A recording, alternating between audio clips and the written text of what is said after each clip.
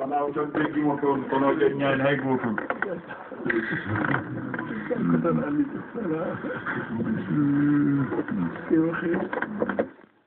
kema may walla muñal o ya wallitoro muñal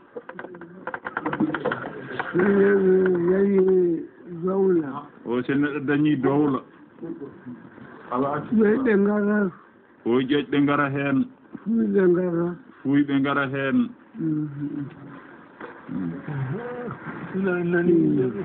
koyma o nani o jaɓi so duwa tan wata jikkeji julɓe cooy o yiya duwa tan e nder duwaw ma hoto jikkeji julɓe ɓe cooy moƴƴuɓe nde wonno Allah ko moƴƴo o wi moƴƴuɓe nde wonno Allah ko moƴƴo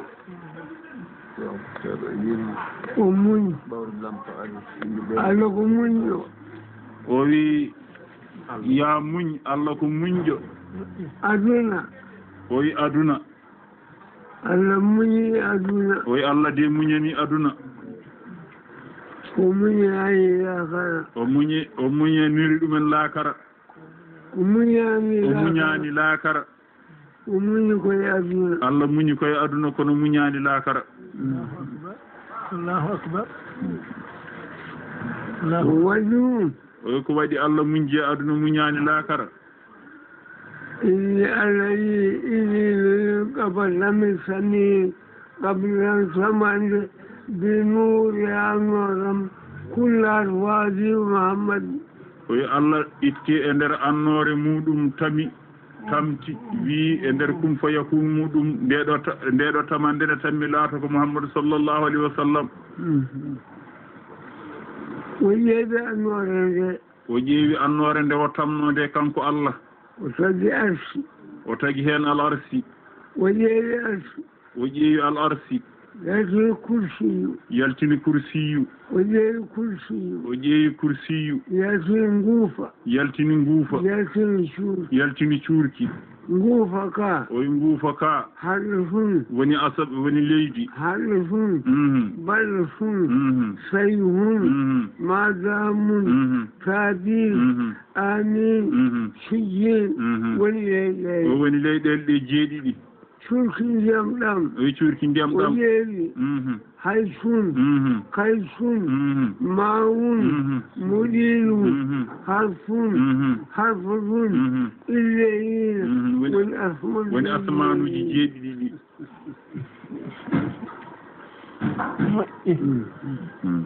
o ƴetti annore tagore o ƴetti nguru o ƴetti nguru annore tagore nde o yaltini annabaɓe o yaltini hen annabaɓe en jetti Allah o en jetti Allah so neɗɗo waɗi woni julɗo o so neɗɗo woni julɗo Allah windi o ko julɗo wonata Allah windimo ko julɗo tan o wonata so Allah windi o wi so Allah windi keefeero ko keeferagal ngal tan wattinta e mum sabu Allah o wi sabu Allah o waɗi aljanna o waɗi aljannaji o waɗi jaygol o waɗi jayli o tagi tagore o tagi tagore ɓe ko aljanna payi ɓe ko jaygol payi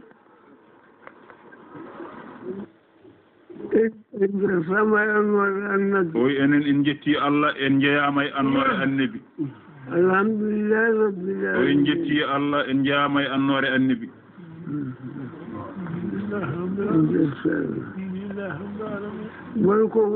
wonko julɓe dañi o wi wonko julɓe noon dañi ɓerɗe julɓe mbay kono bagi danejo perkal ni ɓerɗe heeferɓe ɓawlu mbayno fayenɗo ɓayno mbayno gombudi ni en jetti Allah o wi en jetti Allah tagore o noon tagore mbacce Mansour haqqille o noon fof tagore o wasiyima monde mbattane Alaji Mansour haqqille Allah waɗimo lewle ko lewlewal. o wi Allah waɗimo ko lewlewal. Allah waɗimo wali Allah. Allah waɗimo ko waliyu Allah. Ko majjumi. o wi kanko ko woni ko anda. Mbele amo jogori ɗon tan fardu jami walla. Mbele amo jogori ƴettoyde place fardu jami kono kam omo humpiti kam ko waliyu Allah. Wali Allah.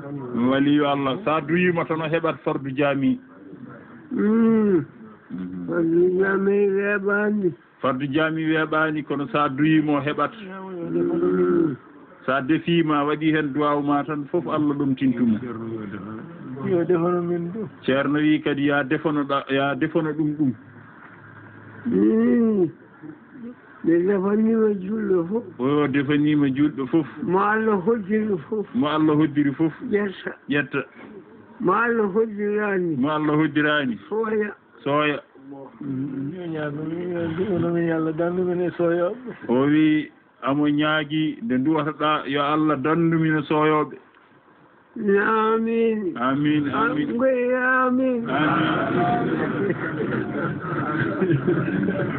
Sa waɗi duwaw e oɗo jamma hande a fiɗi anniyama ko woni ɗo ko fof goto fof ma meeɗe fardu jami mi haalani kay kanko mo duwantoɗa o. Ɓe meeɗi. Eyyi ɓe meeɗi. Isa marhe l'islam no weeɓi. Wonde l'islam. Weeɓani. Marhe weeɓi. Weeɓani.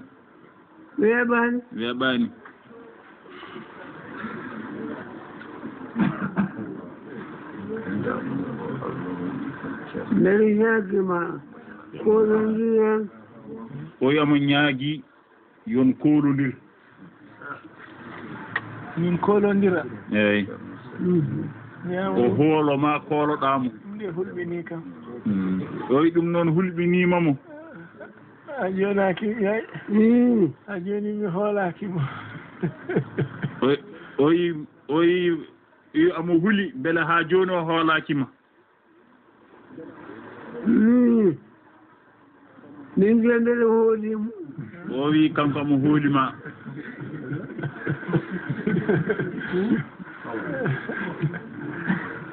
gila nanni indema. o wi gila nde wonani indema. mi hoolima. o wi Allah waɗi o hoolima. nde wonno. o wi nde wonno. ko almudo tarabiya. ka almudo tarabuya. so neɗɗo dañani wonani almudo tarabiya. o wi so almudo waɗani tarabiya. dañata ko dañƴa ko. o wi wawa hebde ko keɓɗa ko.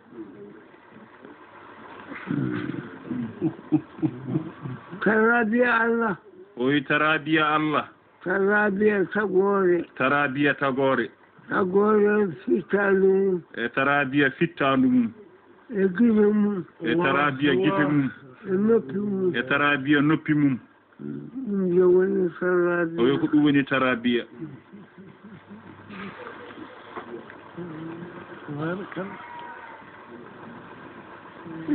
amogas. jomi sima.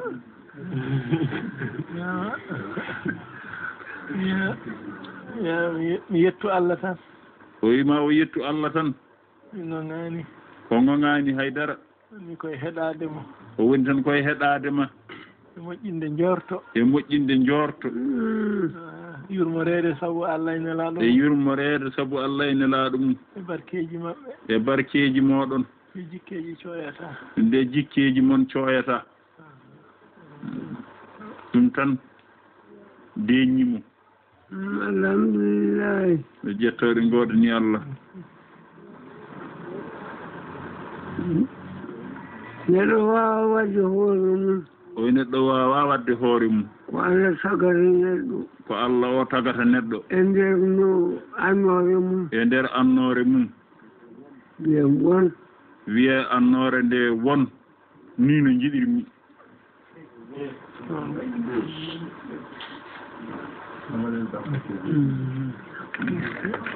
ɗum feewi yimɓe. o wi damal ngal. jooɗo ɗe leydi tan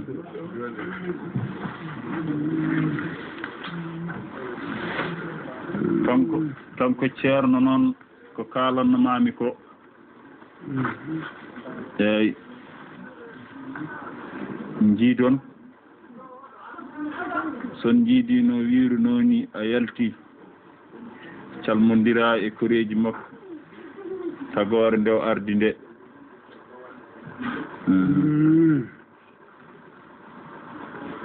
bismillahi uddite ɗon dokkeɗen lawol uddite ɗon e suudu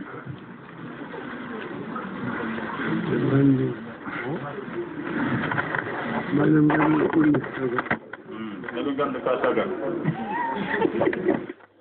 بيت رسول الله ومن أهل الشيخ محمد الفاضل وجزائر وله حوائج وإذا كان ما نعتقد نجيب ذلك وأوله في صاحبه في صلاة الفاتحة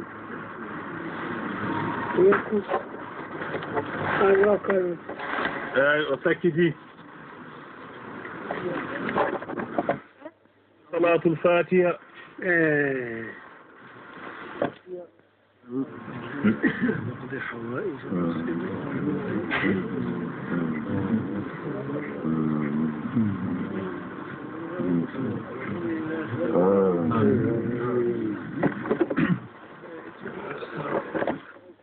ورث سيدي محمد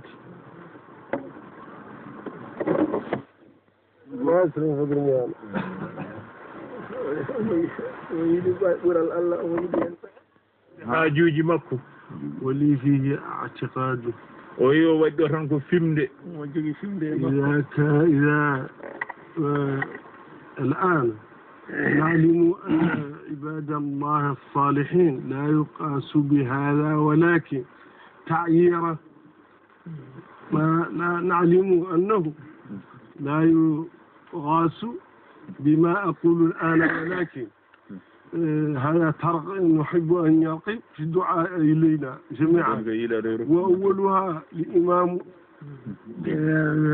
أيوة هذه حاجة قال ما هي جاءت رافدتني فاميكي هذا مكودر هذا دابه جزاه الله خيرا ولكن أنا الذي أتيت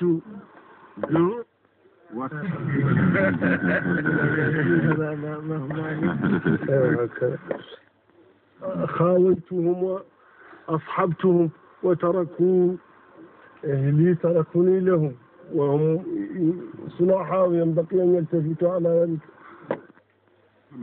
وأيركم فضل الجاني جعلك الله فرد الجاني آمين بجاه النبي وقد جلده واتين غودو جونغون محمد المنصور أنا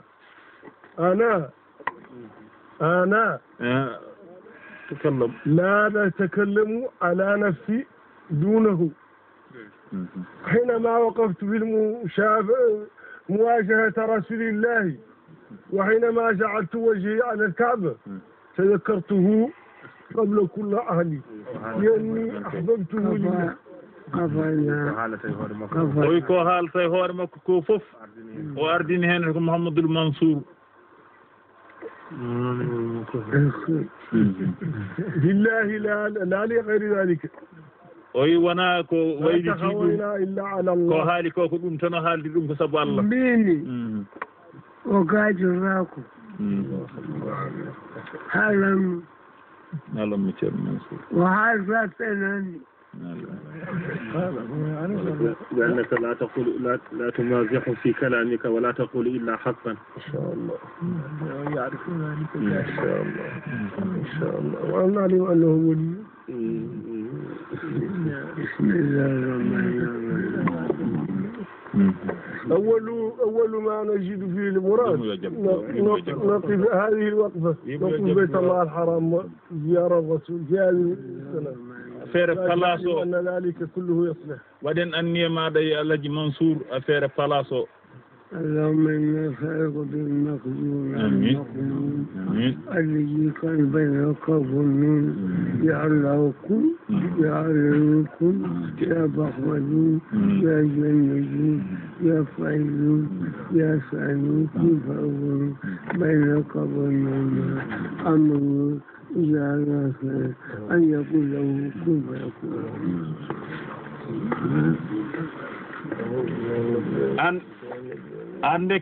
andeki ni waɗi dowuji goɗɗum e goɗɗum ndeke oɗon jogii dowuji goɗɗum e goɗɗum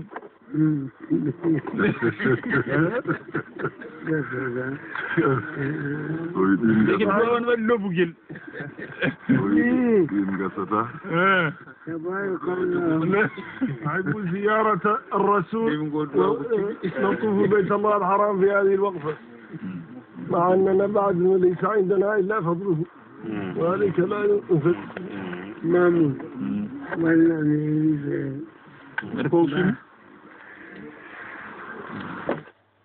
أنا هن دعون مي نجابي نجابي يا الله الحمد لله رب العالمين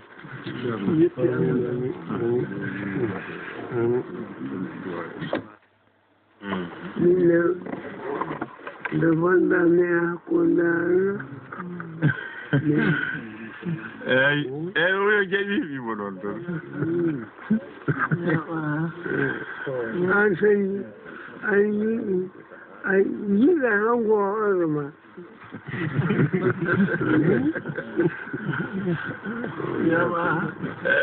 Oyi ma o jaɓi. Mi jaɓi e jabre makko. O jaɓi e dow jabre ma he. الله سعيد وريجي كم وريجي كم الحمد لله من أني مجابي وما هو ناني وجابي ويجي تامس الله جابي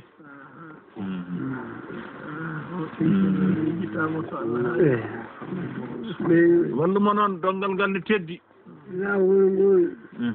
lawol men ngol ko gam ngol lawol ngol ne aaɓi taw ɗo ari inni en jiiɗi e makko alhamdulillah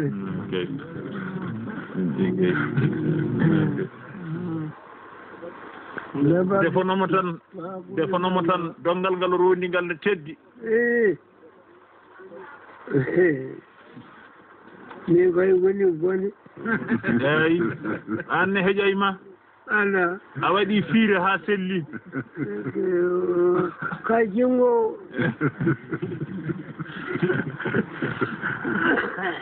aɗa waɗi fiire ha selli fiire ma hanti ko sellude ha tutulini jonumo beele kankone fiire nde ne sella ha tutulina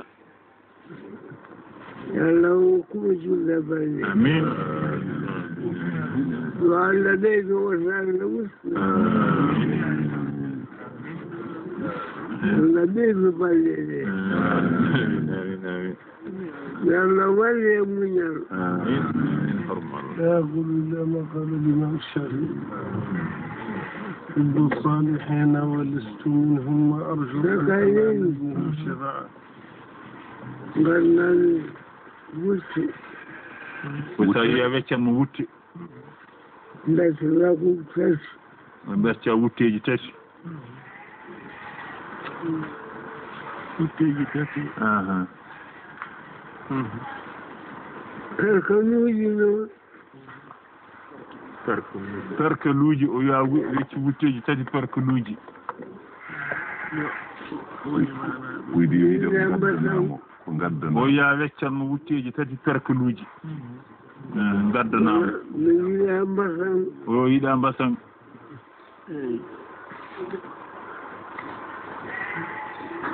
a jaɓi jaɓi o wima o jaɓi إنك يامو sa jaɓi yo allah wallumo rondade o wi sa jaɓi ɗum Allah walluma rondade يامو o yiɗa mbasen o wima mbiɗa yiɗa mbasen mi yiɗa ala yiɗ kay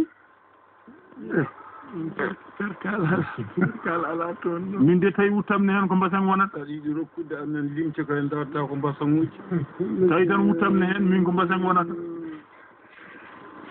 butoy mon galaye eyi wadde ƴettu butoy almudbar ni cekan ko imare minen min gona almuɓe min komi almuɓe minen noon minen min cawonde almuɓe Allah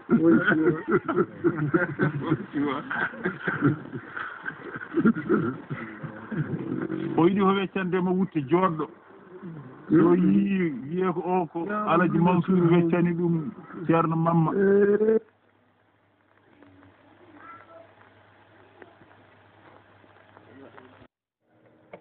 happumamo ummen jofte eyyi maɓe jaa komin jiyamo o wi koɓe jooɗi yeeso ma aɓe jiima ko aɓe belti ko an tan min kulilorma oyi sono tawi ni wonano aɓe kulilorma mbiɗo tan ko wonɓe salam ɗo ɓe gonannoɓe jooɗoɓe jewtide ma haaɓe juula salat mbeɗe moodi Allah mi wawa jonde juulde